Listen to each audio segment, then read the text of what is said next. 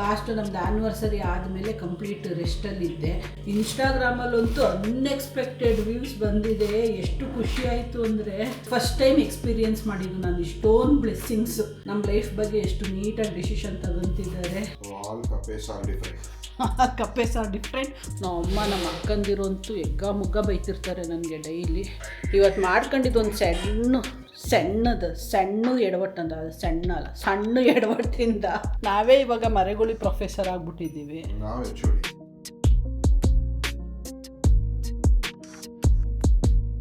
Hi, good morning, ನಮಸ್ಕಾರ ಎಲ್ರಿಗೂ. Welcome back to our channel Manu.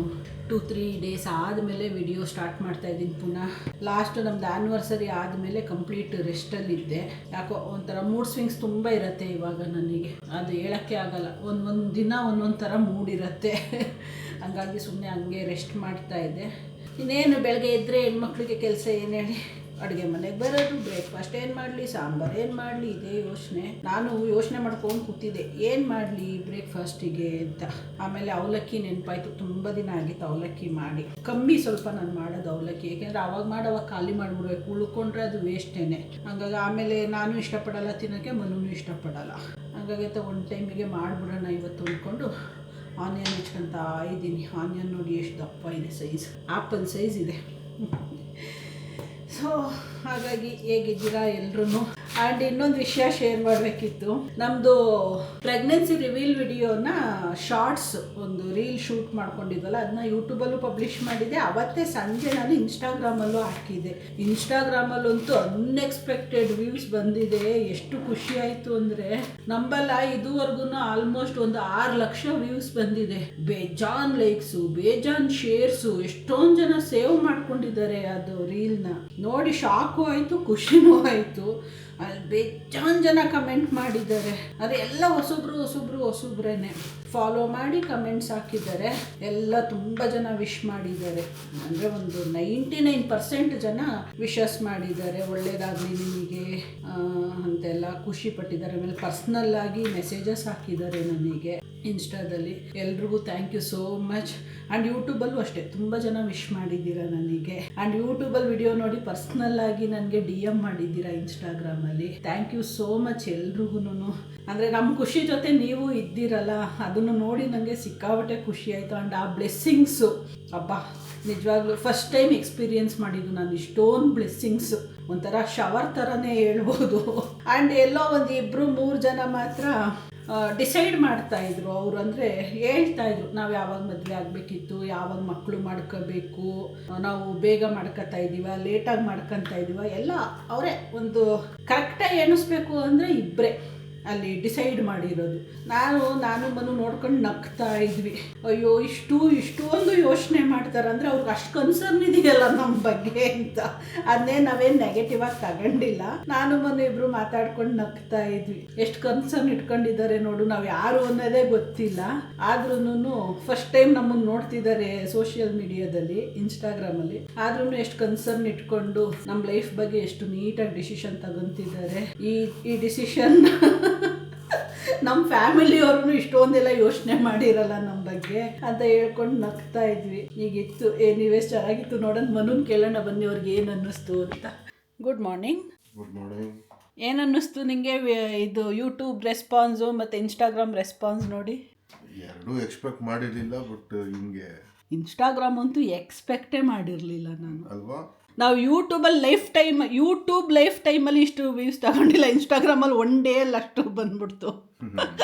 Likes, views, comments, blessings ಎಲ್ಲ ಆಯಿತು. ಮಿಕ್ಸ್ ಆ್ಯಂಡ್ ಮ್ಯಾಚ್ ಎವ್ರಿಥಿಂಗ್ ಚೆನ್ನಾಗಿತ್ತು. ಅದನ್ನೇ ಹೇಳ್ತಾ ಇದೆ. ಇದೆ ಅಂಥದ್ದು 99.9% ಜನ ವಿಶಸ್ಸು ಮತ್ತು ಬ್ಲೆಸ್ಸಿಂಗ್ಸೇ ಕಳಿಸಿದ್ದಾರೆ. ಇಬ್ಬರು ಕರೆಕ್ಟಾಗಿ ಕೌಂಟ್ ಮಾಡಿರೋದು ಇಬ್ಬರು ಮಾತ್ರ ನಮ್ಮ ಲೈಫ್ನ ಜಡ್ಜ್ ಮಾಡಿದ್ದಾರೆ. ಪಾಪ ಎಷ್ಟೊಂದು ಓವರ್ ಥಿಂಕ್ ಮಾಡಿ. ಅಂದರೆ ನಾವು ಯಾವಾಗ ಮದುವೆ ಆಗಬೇಕಿತ್ತು, ಯಾವಾಗ ಮಕ್ಕಳು ಮಾಡ್ಕೋಬೇಕಿತ್ತು. ನಮ್ಮ ಫ್ಯಾಮಿಲಿಯವರು ಅಷ್ಟೊಂದು ಯೋಚನೆ ಮಾಡ್ತಾ ಇಲ್ಲ ನಮ್ಮ ಬಗ್ಗೆ. ಅದು ಯೋಚನೆ ಮಾಡ್ಬೋದು. ತುಂಬ ಟೈಮ್ ಕೊಟ್ಟು ನಮಗೆ ಟೈಮ್ ಕೊಟ್ಟು ಯೋಚನೆ ಮಾಡಿ ಹೇಳ್ತಾ ಇದ್ರು ಪಾಪ. ಅದನ್ನೇ ಹೇಳ್ತಾ ಇದ್ದೆ. ನಾನು ಮನು ಅದನ್ನೇ ಮಾತಾಡ್ಕೊಂಡು ನಗ್ತಾ ಇದ್ವಿ. ಎಷ್ಟು ಕನ್ಸರ್ನ್. ಅದನ್ನ ಖಂಡಿತವಾಗ್ಲೂ ನಾವು ನೆಗೆಟಿವ್ ಆಗಿ ತಗೊಂಡಿಲ್ಲ. ಅದನ್ನು ನೆಗೆಟಿವ್ ಏನಕ್ಕೆ, ಅವ್ರವ್ರ ಮನಸ್ಸಿಗೆ ಏನು ಬರ್ತೈತೆ ಅದನ್ನು ಅವ್ರವ್ರು ಹೇಳ್ತಾರೆ. ಅದನ್ನು ನಾವು ನೆಗೆಟಿವ್ನ ಪಾಸಿಟಿವ್ ಆಗು ತಗೋಬಹುದು. ಇವಾಗ ನಾವು ತಗೊಂಡಾಗೆ ಫಾರ್ ಎಕ್ಸಾಂಪಲ್. ನೆಗೆಟಿವ್ ಅಂತಲ್ಲ ಅದು, ನೆಗೆಟಿವ್ ಒಪಿನಿಯನ್. ಅವ್ರ ಒಪಿನಿಯನ್ ಕೊಟ್ಟರು, ಅವ್ರ ಒಪಿನಿಯನ್ ಎಲ್ಲರೂ ನೇರವಾಗಿ ಒಪಿನಿಯನ್ ಕೊಡಬೇಕು ಅಂತಿರತ್ತಾ ಅಲ್ವಾ? ಈಗ ನಮ್ಮಿಬ್ರಲ್ಲೇ ಬೇರೆ ಬಿಡು, ಅಲ್ಲಿ ಸಾವಿರಾರು ಜನ ಬಂದು ನೂರಾರು ಜನ ಬಂದು ಕಮೆಂಟ್ ಹಾಕೋದು. ಈಗ ನಾನು ನಿನ್ನಲ್ಲೇ ಎಷ್ಟು ಡಿಫ್ರೆನ್ಸ್ ಆಫ್ ಒಪಿನಿಯನ್ಸ್ ಇಲ್ಲ ಒಂದು ವಿಷಯದ ಬಗ್ಗೆ.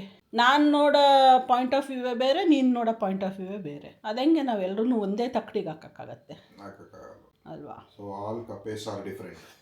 ಕಪ್ಪೆಸ್ ಆರ್ ಡಿಫ್ರೆಂಟ್. ಒಂದೊಂದು ಕಪ್ಪೆ ಒಂದೊಂದು ಕಡೆಗೆ ನೆಗಿತಾ ಇರುತ್ತೆ. ಎಲ್ಲ ಕಪ್ಪೆನೂ ಒಂದೇ ಸೈಡಿಗೆ ಒಂದೇ ಬಕೆಟ್ ಒಳಗೆ ಜಂಪ್ ಮಾಡಬೇಕು ಅಂದ್ರೆ ಆಗತ್ತಾ? Anyways, thank you very much. ಇನ್ಸ್ಟಾಗ್ರಾಮಲ್ಲಿ ಅಷ್ಟೊಂದು ಜನ ಇದು ಮಾಡಿದ್ವಿ, ಆ್ಯಂಡ್ ಯೂಟ್ಯೂಬಲ್ಲೂ ಎಷ್ಟು ಜನ ಇದಾಯಿತು. 4 ಜನ 6 ಜನ ಸಬ್ಸ್ಕ್ರೈಬರ್ ಬಂದರು, 800 ಮಾಡಿದ್ರು. ಮಾಡಂದ್ರೆ ಎಷ್ಟು ಬ್ಲೆಸ್ಸಿಂಗ್ಸು. ಆ್ಯಂಡ್ ಯೂಟ್ಯೂಬಲ್ಲಿ ವಿಡಿಯೋಸ್ ನೋಡ್ಬಿಟ್ಟು, ಅಂದರೆ ನಮ್ಮದು ಇನ್ನೊಂದು ನನಗೆ ಖುಷಿ ಆಗೋದು, ನಂದು ಸುಮಾರು ಜನ ಸಬ್ಸ್ಕ್ರೈಬರ್ಸ್ಗಳು ಏನಾದ್ರು ಪರ್ಸ್ನಲ್ಲಾಗಿ ಹೇಳ್ಬೇಕು ಇಲ್ಲ ಕೇಳಬೇಕು ಅನ್ನಂಗಿರೋ ನನಗೆ ಇನ್ಸ್ಟಾದಲ್ಲಿ DM ಮಾಡ್ತಾರೆ. ಯೂಟ್ಯೂಬಲ್ಲಿ ವಿಡಿಯೋ ನೋಡ್ಬಿಟ್ಟು ಅಲ್ಲಿ ಅನ್ನೆಸಸರಿ ಅನ್ವಾಂಟೆಡ್ ಕಮೆಂಟ್ಸ್ ಎಲ್ಲ ಹಾಕಲ್ಲ. ಅದು ನಂಗೆ ತುಂಬ ಖುಷಿ ಆಗೋದು ನನಗೆ. ಇನ್ಫ್ಯಾಕ್ಟ್ ನಾನು ಆ ವಿಡಿಯೋನ ಒಂದು 2 months ವಿಡಿಯೋ ಮಾಡಲಿಲ್ವಲ್ಲ ಸ್ಟಾರ್ಟಿಂಗಲ್ಲಿ, ಆವಾಗಲೂ ಅಷ್ಟೇ ಯಾರೂ ನನಗೆ ಇಲ್ಲಿ ಅನ್ವಾಂಟೆಡ್ ಆಗಿ ಕೇಳಲಿಲ್ಲ. ಅಲ್ಲಿ ಬಂದು ಪರ್ಸ್ನಲ್ ಆಗಿ Manju are you okay, are you doing fine ಅಂತ ಕೇಳ್ಕೊ, ಅದು ತುಂಬ ಖುಷಿ ಆಗುತ್ತೆ ನನಗೆ. ಅವ್ರು ಅಷ್ಟು ರೆಸ್ಪೆಕ್ಟ್ ಮಾಡ್ತಾರೆ ನಮ್ಮ ಪ್ರೈವಸಿನ. Thank you. ಓಕೆ, ನಿನ್ನ ಹತ್ರ ಮಾತಾಡ್ಕೊಂಡು ನಿಂತ್ಕೊಂಡ್ರೆ ಹೊಟ್ಟೆ ಕವ ಕವ ಅನ್ನತ್ತೆ. ಸೊ ಈಗಿತ್ತು ಈರುಳ್ಳಿ ಹೆಚ್ಕೊಂತ ಇದ್ದೀನಿ. ಇವಾಗ ಈ ಥರ ದಪ್ಪ ದಪ್ಪ ಇದ್ರೆ ಈರುಳ್ಳಿ ಬೇಗ ಬೇಗ ಹೆಚ್ಕೊಬೋದಲ್ವ, ಖುಷಿ ಆಗುತ್ತೆ. ಬಟ್ ಇದು ಜಾಸ್ತಿ ಆಗ್ತಾಯ್ತಾ ಅಂತ ಇಲ್ಲಿ ನೋಡಿ, ಇವಾಗಲೇ ಇಷ್ಟೊಂದು ಈರುಳ್ಳಿ ಆಯಿತು. ಜಾಸ್ತಿ ಆನಿಯನ್ ಹಾಕ್ಬಿಟ್ರೆ ಸ್ವೀಟ್ ಆಗಿಬಿಡತ್ತೆ. ಸಾಕು, ಹಾಫೇ ಹೆಚ್ಕೊಂಡಿದ್ದೀನಿ, ಹಾಫ್ ಹಂಗೆ ಉಳ್ಕೊಂತು. ಬೇರೆ ಏನಾದರೂ ಪಲ್ಯಕ್ಕೆ ಹಾಕಂತೀನಿ ಇದನ್ನು. ಇವತ್ತು ಸಾಂಬಾರೆಲ್ಲ ಏನೂ ಮಾಡೋಂಗಿಲ್ಲ. ನೆನ್ನೆ ತರಕಾರಿ ಸಾರು ಮಾಡಿದ್ದೆ, ತರಕಾರಿ ಎಲ್ಲ ಖಾಲಿ ಆಗೋಗಿದ್ದೆ, ಬರೀ ಸಾಂಬಾರು, ಪ್ಲೇನ್ ಸಾಂಬಾರು ಉಳ್ಕೊಂಡಿದ್ದೆ. ಸೊ ಅದಕ್ಕೆ ಏನಾದರೂ ಬೇರೆ ವೆಜಿಟೇಬಲ್ ತರಿಸ್ಬಿಟ್ಟು ಇವತ್ತು ಪಲ್ಯ ಮಾಡ್ಕೊಳ್ಳೋಣ ಅಂತ ಅಂದ್ಕೊಂಡಿದ್ದೀನಿ. ಸೊ ಕೆಲಸನೇ ಕಮ್ಮಿ ಆಯಿತು. ಯೂಶ್ವಲಿ ಸಾಂಬಾರು ಉಳಿಯೋದು ಕಮ್ಮಿ, ಅವತ್ತು ಮಾಡಿದ್ದು ಅವತ್ತೇ ಖಾಲಿ ಆಗೋ ಥರದೇ ಸ್ವಲ್ಪನೇ ಮಾಡೋದು ನಾನು. ಹಿಂಗೆ ಯಾವಾಗಲಾದ್ರೂ ಒಂದೊಂದ್ಸರಿ ಉಳ್ಕೊಬಿಡತ್ತೆ. ಉಳ್ಕೊಂಡಾಗ ಖುಷಿ ಆಗುತ್ತೆ ನನಗೆ, ಕೆಲಸನೇ ಕಮ್ಮಿ ಆಯ್ತಲ್ಲಪ್ಪ ಅಂತ. ತಿಂಡಿ ಇವಾಗ ಮಾಡ್ಕೊಂಡು ಬಂದು ಕೂತ್ಕೊಂಡಿದ್ದೀನಿ. ಬ್ರೇಕ್ಫಾಸ್ಟ್ ಪ್ರಿಪೇರ್ ಮಾಡಿ ಸ್ವಲ್ಪ ಪಾತ್ರೆ ಇದ್ವಲ್ಲ ಅವನ್ನೆಲ್ಲ ತೊಳೆದಿಟ್ಬಿಟ್ಟು ಬಂದೆ. ಮನು ಇವಾಗ ಹೋಗಿದ್ದಾರೆ ಮುಖ ತೊಳಿಯೋಕ್ಕೆ. ನಾನೇ ಮರ್ತುಬಿಟ್ಟೆ ಅವ್ರಿಗೆ ಮುಖ ತೊಳಿ ಅಂತ ಹೇಳೋದನ್ನು. ಅವರು ಮುಖ ತೊಳಿದಲ್ಲೇ ಬ್ರೇಕ್ಫಾಸ್ಟ್ ತಿನ್ನಲ್ಲ. ಸೊ ಹಂಗಾಗಿ ಇವಾಗ ಹೋಗಿದ್ದಾರೆ. ಏನೇ ಹೇಳಿ ನಂದು ಬ್ರೇಕ್ಫಾಸ್ಟ್ ತಿನ್ನೋದು ಲೇಟೇ ಮಾಡ್ಕೊಬಿಡ್ತೀನಿ ನಾನು. 9:45 10 ಗಂಟೆ, ಒಂದೊಂದು ದಿನ 10:30 ಆಗೋಗುತ್ತೆ. ಇವತ್ತು 10:30 ಆಗೋಯ್ತು ನೋಡಿ. ನಮ್ಮ ಅಕ್ಕಂದಿರಂತೂ ಎಗ್ಗ ಮುಗ್ಗ ಬೈತಿರ್ತಾರೆ ನನಗೆ ಡೈಲಿ. ಒಂದು 9:30 ಒಳಗಡೆ ತಿಂಡಿ ತಿನ್ನು ಅಂತ. ಬಟ್ ಅದೇನೋ ಆಗೋದೇ ಇಲ್ಲ ನನಗೆ ಟೈಮು. ಎದ್ದೇಳೋದೇ 8 ಗಂಟೆ. ನಾವು ಒಂದೊಂದು ದಿನ 8 ಗಂಟೆಗೆ ಎದ್ದು ನಿದ್ದೆ ಸರಿಯಾಗಿಲ್ಲ ಅಂದರೆ ಹೋಗಿ ಮಲ್ಕೊಬಿಡ್ತೀನಿ 9 ಗಂಟೆ ತನಕ. ಅದಕ್ಕೆ ನೆನ್ನೆ ಎಲ್ಲ ಸ್ವಲ್ಪ ಚೆನ್ನಾಗಿ ಬೈಸ್ಕೊಂಡಿದ್ದೀನಿ, ನೀನು 9:30 ಒಳಗಡೆ ತಿಂಡಿ ತಿನ್ನಲೇಬೇಕು ಅಂತ. ಹಾಗಾಗಿ ಇವತ್ತು 8 ಗಂಟೆಗೆ ಎದ್ದೋಳು ಮಲಗಲಿಲ್ಲ. ಬಟ್ ಎದ್ದ ತಕ್ಷಣ ಮೂಡು ಸರಿ ಇರಲ್ಲ ನನಗೆ. ಸುಮ್ಮನೆ ಕುತ್ಕೊತೀನಿ ಒಂದು 1/2 hour.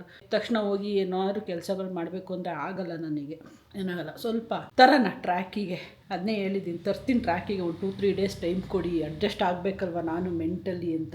ಆಮೇಲೆ ಏನಿಲ್ಲ, ಲಂಚು ಡಿನ್ನರು ಎಲ್ಲ ಕರೆಕ್ಟ್ ಟೈಮ್ಗೆ ಆಗುತ್ತೆ. ಬ್ರೇಕ್ಫಾಸ್ಟ್ ಒಂದೇ ನನಗೆ ಮ್ಯಾನೇಜ್ ಮಾಡೋಕ್ಕಾಗಲ್ಲ.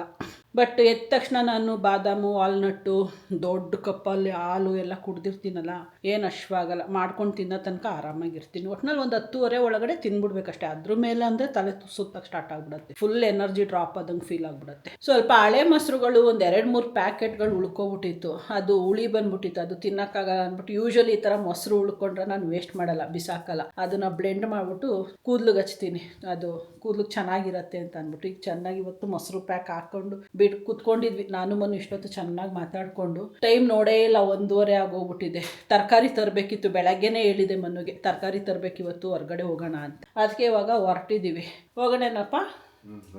ಅಷ್ಟೊತ್ತಿಗೆ ಮನುಗೆ ಸ್ಪೆಕ್ಟ್ಸು ಮುರ್ಕೊಬಿಟ್ರು, ಇಲ್ಲೇ ಎಲ್ಲೋ ಬಿದ್ದಿದೆ ಅದಷ್ಟು. ಅವತ್ತು ಹೇಳ್ತಾ ಇದ್ನಲ್ಲ, ಲಾರಿ ಕೆಳಗಡೆ ಅಲ್ವಾ ಸಿಕ್ಕಾಕೊಂಡಿದ್ದು. ಲಾರಿ ಕೆಳಗಡೆ ಸಿಕ್ಕಾಕೊಂಡು ಬರೀ ಗ್ಲಾಸ್ ಹೊಡೆದೋಗಿತ್ತ. ಮನೆಗೆ ಬಂದಮೇಲೆ ಅವರು ಇದನ್ನು ಮುರಿದು ಹಾಕ್ಬಿಟ್ರ ತೆಗಿ. ಅದಕ್ಕೆ ನೆನ್ನೆ ಹೋಗಿ ಒಂದು 2 days ಬ್ಯಾಕೆ ಕೊಟ್ಟು ಬಂದಿದ್ವಿ. ಅಲ್ಲಿ ಲಾಸ್ಟ್ ಟೈಮ್ ತಗೊಂಡಿದ್ರಲ್ಲ ಅದೇ ಅಂಗಡಿಲಿ ಕೊಟ್ಟು ಬಂದಿದ್ವಿ. ಅದ್ರ ಪಕ್ಕ ಇನ್ನೊಂದಿದೆ, ಅದರಲ್ಲಿ ಏನೋ ಆಫರ್ ಇತ್ತು ಸನ್ ಗ್ಲಾಸಸ್ದು, ಶೇಡ್ಸ್ದು. ಅದಕ್ಕೆ ನಾನೊಂದು ಮನು ಒಂದು ತಗೊಂಡ್ವಿ. ರಿಚು ಮನು ಚೆನ್ನಾಗಿದೆ ಅನ್ನಿಸ್ತು, ಕಮ್ಮಿ ರೇಟಿಗೆ ಸಿಕ್ತು, ಚೆನ್ನಾಗಿದೆ ಅನ್ನಿಸ್ತು. ಹಾಕು ಇದು ಮೊಸರಾಗ್ಬಿಡತ್ತೆ ನಾನು ಹಾಕ್ಕೊಂಡ್ರೆ. ರೈಡಿಂಗ್ ಗ್ಲಾಸಸ್ ಚೆನ್ನಾಗಿದೆ. ಇದು ನಂದು ಇತ್ತಾಗಿ ವರ್ತ್ ಅನಿಸ್ತಾ ಕೊಟ್ಟಿದ್ದು ದುಡ್ಡು? ಬರ್ತೆ ಅದೇ ವರ್ತೆ. ಇನ್ನೇನು ಕೊಡ್ತಾರೆ, ಇಷ್ಟಕ್ಕೆ ಇಷ್ಟೇ ಬರೋದು. ಲೇಡೀಸ್ತದು, ಅದಕ್ಕೆ ಡಿಫ್ರೆಂಟಾಗಿ ಕಾಣಿಸ್ತಾ ಇದೆ. ಇದ್ರದ್ದು ಶೇಪ್ ಇಷ್ಟ ಆಯಿತು ನನಗೆ. ಡೈಮಂಡ್ ಶೇಪ್ ಅಲ್ವಾ ಇದು? ಡೈಮಂಡ್ ಶೇಪ್ ಅಲ್ಲ, ಏನು ಶೇಪ್? ರೋಂಬಾಯ್ಡ್ ಶೇಪ್. ಚೆನ್ನಾಗಿದೆ ಇದು. ಕಟ್ಟಿಂಗ್ ಇಷ್ಟ ಆಯಿತು, ಚೆನ್ನಾಗಿದೆ. ಅದಕ್ಕೆ ತಗೊಂಡು ಬಂದ್ವಿ. ಇದು ಇಲ್ಲೇ ಬಿದ್ದಿದೆ, ಎತ್ತೇ ಇಟ್ಟಿಲ್ಲ ನಾನು. ಸರಿ ಬಾ, ತರಕಾರಿ ಥರ ನಾನು ಲೇಟ್ ಆಗತ್ತೀನಿ, ಹಾಕ್ಬಿಡಲ್ಲೇ ಬಾಕ್ಸ್ ಒಳಗಡೆ ತಂದು ಇನ್ನೂ ಪಲ್ಯ ಮಾಡಿ ಆಮೇಲೆ ಸ್ನಾನಕ್ಕೆ ಹೋಗಿ ಬಂದು ಸುಮಾರು ಕೆಲಸಗಳಿದೆ. ಏನೋ ಫ್ರಿಡ್ಜಲ್ಲಿ ಹುಡುಕ್ತಾ ಇದ್ವಿ, ಸಡನ್ನಾಗಿ ಅಲ್ಲೇ ಮೊಳಕೆ ಕಟ್ಟಿದ ಕಾಳು ನೋಡ್ತಾ ಇದೆಯಲ್ಲ, ಏನಪ್ಪ ತಗಂತೀಯಾ? ಫ್ರಿಡ್ಜಲ್ಲೇನೋ ಹುಡುಕ್ತಾ ಇದೆ. ಯೋಗರ್ಟ್ ದೊಡ್ಡ ಡಬ್ಬ ತರಿಸ್ಬೇಕು ನಾವು. ಇವತ್ತು ನೆನ್ನೆ ಆರ್ಡ್ರ್ ಮಾಡೋಣ ಅಂದ್ಕೊಂಡೆ, ಬ್ಯುಸಿಯಲ್ಲಿ ಮರ್ತೇ ಹೋಯ್ತು. ಇವತ್ತು ಮಾಡಬೇಕು. ಇದು ತಗೊಳ್ಳ, ಇದು ಗೆಣಸು ತೀರಾ ಸಣ್ಣ ಸಣ್ಣ ಬೇಡ, ಸ್ವಲ್ಪ ದಪ್ಪ ನೋಡ್ತಾ ಇರು ನೀನು, ಬೇರೆ ನೋಡ್ತೀನಿ ನಾನು. ಸುಮಾರು ತರಕಾರಿ ಇರುತ್ತೆ, ಬಟ್ ನಾನು ಮಾಡೋ ಅಂಥದ್ದು ಕ್ಯಾರೆಟು, ಬೀನ್ಸು, ಬೆಂಡೆಕಾಯಿ ಇದೆ. ಒಂದು 4-5 ತರಕಾರಿ ಅಷ್ಟೇ ನನಗೆ ಕಾಣಿಸೋದು. ಇದೊಂದು ಮೂಕೋಲ್ತ ಎತ್ಕೋಬೋದು.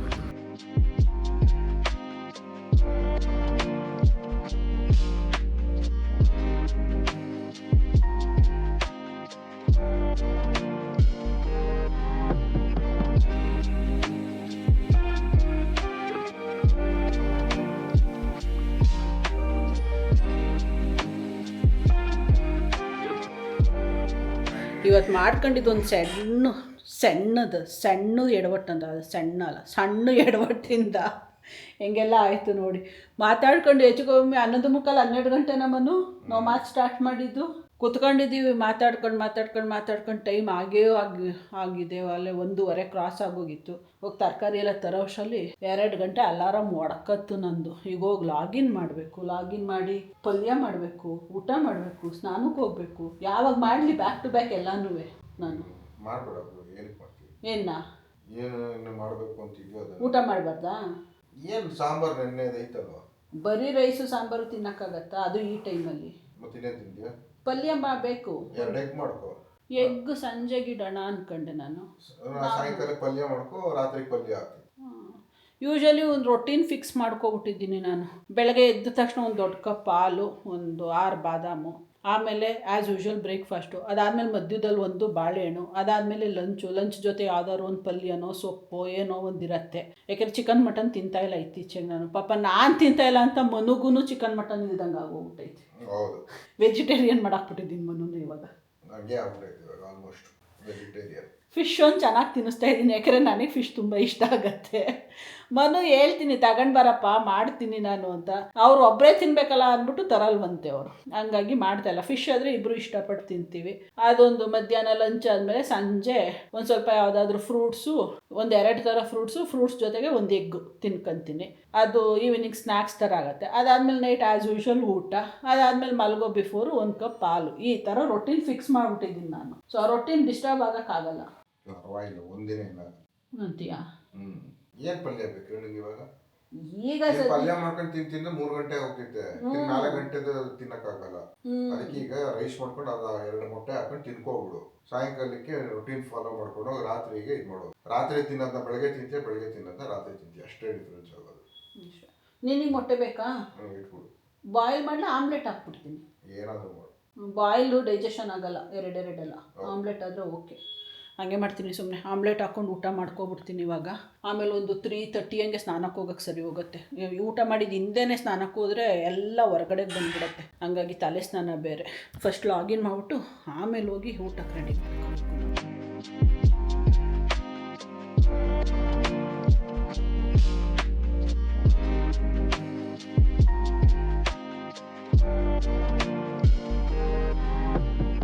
ಇವಾಗ ಸ್ವಲ್ಪ ಹೊತ್ತಾಯಿತು ಸ್ನಾನ ಮುಗಿಸ್ಕೊಂಡು ಬಂದೆ. ನಂದು ಸೋಪು ಡರ್ಮಟಾಲಜಿಸ್ಟ್ ಒಂದು ಸೋಪ್ ಕೊಟ್ಟಿದ್ದಾರೆ. ನಂದು ಸ್ಕಿನ್ ಫುಲ್ ಡ್ರೈ ಆಗ್ತಾ ಇದೆಯಲ್ಲ, ಅದಕ್ಕೆ ಅದು ನೆನ್ನೆ ಖಾಲಿಯಾಗಿ ಹೋಗಿತ್ತು. ನೆನ್ನೆ ಹೇಳಿದೆ ಮನುಗೆ ತಗೊಂಡು ಬಾ ಅಂತ. ಅದು ಅವರು ಮರ್ತುಬಿಟ್ಟಿದ್ದಾರೆ, ನಾನು ಮರ್ತುಬಿಟ್ಟಿದ್ದೀನಿ. ಹೋಗಿ ಸ್ನಾನ ಕೂತ್ಕೊಂಡ್ಮೇಲೆ ನೋಡ್ಕೊತಾ ಇದ್ದೀನಿ ಸೋಪ್ ಖಾಲಿಯಾಗಿದೆ ಅಂತ. ಏನಪ್ಪ ರಾಜಾ, ಸೋಪು ನೀನು ತಂದಿಲ್ಲ, ನಾನು ನೆನ್ಪು ಮಾಡಿಲ್ಲ. ನಾನು ಸರಿ ಹೇಳಿದ್ದೆ ತಾನೇ? ಅದಾದ್ಮೇಲೆ ನೀನು ನೆನ್ಪಿಟ್ಕೊಂಡು ತರಬೇಕು ತಾನೇ? ನಾವೇ ಇವಾಗ ಮರೆಗುಳಿ ಪ್ರೊಫೆಸರ್ ಆಗ್ಬಿಟ್ಟಿದ್ದೀವಿ. ಅದ್ರದ್ದು ಡಿಪಾರ್ಟ್ಮೆಂಟ್ HOD ನೀವು. ಅದೇನೋ ನಿಜ, ನೀವು ನೆವರ್ ರಿಟೈರ್ಡ್ HOD ನೀವು. ನಾವು ಟೆಂಪ್ರವರಿ ಗೆಸ್ಟ್ ಫ್ಯಾಕಲ್ಟಿ ಇವಾಗ ಜಾಯ್ನ್ ಆಗಿದ್ದೀವಿ. ನನಗೆ ಯೂಶ್ವಲಿ ಆ ಥರ ಎಲ್ಲ ಯಾವ ವಿಷಯಗಳು ಮರೆಯಲ್ಲ ನಾನು. ಬಟ್ ಇವಾಗ ಈಗಿರೋ ಕಂಡೀಷನಲ್ಲಿ ಅದೇನು ಅಂತ ಗೊತ್ತಿಲ್ಲ, ನನಗೆ ಮೆಮೊರಿ ಲಾಸ್ ತುಂಬ ಆಗುತ್ತೆ. ಅಲ್ಲಲ್ಲೇ ಮರ್ತುಬಿಡ್ತೀನಿ ಎಲ್ಲಾನು. ಮೆಡಿಸನ್ಗಳನ್ನು ಅಷ್ಟೇ, ನಾನು ಅಲಾರಾಮ್ ಇಟ್ಕೊಂಡು ನಾನು ಮೆಡಿಸನ್ಗಳು ತಗೊಳ್ಳೋದು. ಅಲಾರಾಮ್ ಆದ ತಕ್ಷಣ ತಗೋಬೇಕು, ಇಲ್ಲಾಂದರೆ ನಾನು ಅಲ್ಲೇ ಮರ್ತುಬಿಟ್ಟಿರ್ತೀನಿ, ಅದನ್ನು ಸ್ಕಿಪ್ಪು ಮಾಡಿಬಿಟ್ಟಿರ್ತೀನಿ. ಇಂಥ ಎಡವಟ್ಟುಗಳೆಲ್ಲ ಮಾಡ್ತೀನಿ. ಬೆಳಗ್ಗೆ ಅಂತೀನಿ, ಮಧ್ಯಾಹ್ನ ಆಮ್ಲೆಟ್ ಬೇರೆ ಮಾಡ್ತಾಯಿದ್ನಾ, ಅವಾಗ ನೋಡಿ ಇಲ್ಲಿ ತವದಲ್ಲಿ ಸುಟ್ಕೊಂಡು ಕೈ ಫುಲ್ಲು ಉರಿತಾ ಇದೆ. ಈ ಟೈಮಲ್ಲಿ ಹಿಂಗೆ ಎಲ್ಲ ಮಾಡ್ಕೊಂಡಿರೋದು ನಾನು. ಸೊ ಅದೇ ರೀಸೆಂಟಾಗಿ ನಂದು TT ಆಗಿತ್ತು, ಸೆಪ್ಟಿಕ್ ಆಗಲ್ಲ ಅಂತ ಅನ್ಕೊಂಡಿದ್ದೀನಿ. ನೋಡ್ಮನು ಹೆಂಗಾಯ್ತು ಕೈ. ಅದಾಗೆ ಅದು ಊದ್ಕೊಂಡು ಬಬಲ್ ಬರುತ್ತೆ, ಬಬಲ್ ಬಂದು ಸ್ಕಿನ್ ಎಲ್ಲ ಆಚೆ ಬರುತ್ತೆ. TT ಇದೆ ಬಿಡು, ತೊಂದರೆ ಇಲ್ಲ. ಬಬಲ್ ಬಾಗತ್ತಾ? ವಾಟರ್ ಬಬಲ್ಲು ಬಂದು ಮೋಸ್ಟ್ಲಿ ಬರಬೇಕಿತ್ತು, ನೆನ್ನೆನೇ ಬರಬೇಕಿತ್ತು, ಬಂದಿಲ್ಲ ಅಂದ್ರೆ ಬರಲ್ಲ. ಸ್ಕಿನ್ ಪೀಲ್ ಅಪ್ ಆಗುತ್ತೆ. ಅದು ಬಂದ್ಬಿಟ್ರೆ ಅದು ಏನಾದ್ರು ಅದು ಬರ್ಸ್ಟ್ ಆದರೆ ಫುಲ್ಲು ಉರಿಯೋಕ್ಕೆ ಸ್ಟಾರ್ಟ್ ಆಗ್ಬಿಡುತ್ತೆ. ಅದಂದರೆ ನಂಗೆ ಟೆನ್ಷನ್ ಆಗುತ್ತೆ. ಏನೋ ನೋಡೋಣ. ರೀಸೆಂಟಾಗಿ TT ಆಗಿರೋದ್ರಿಂದ ಸೆಪ್ಟಿಕ್ ಎಲ್ಲ ಆಗಲ್ಲ ಅಂದ್ಕೊಂಡಿದ್ದೀನಿ. ಸ್ಕ್ರಬ್ ಮಾಡಬೇಕಂದ್ರೆ ಹಿಂಗೆ ಮರ್ತುಬಿಟ್ಟು ಹಿಂಗೆ ಅಂದ್ಬಿಟ್ಟೆ, ಅಪ್ಪ ಸ್ಕಿನ್ ಕಿತ್ತೋಯ್ತು ಮೇಲ್ಗಡೆದು, ಫುಲ್ಲು ಉರಿತಾ ಇದೆ ನನಗೆ. ಇಂಥ ಅದೆಲ್ಲ ಹಿಂಸೆಗಳು. ಅಯ್ಯೋ ಒಂದೊಂದೆಲ್ಲ ನಾನು ಮಾಡ್ಕೊಳ್ಳೋದು ಇಂಥ ಟೈಮಲ್ಲಿ. Moving like it's an emergency. We gotta check out, it's close to 11, so baby ride it with some urgency. I'm just here for the fun part, cause I'm good on the money.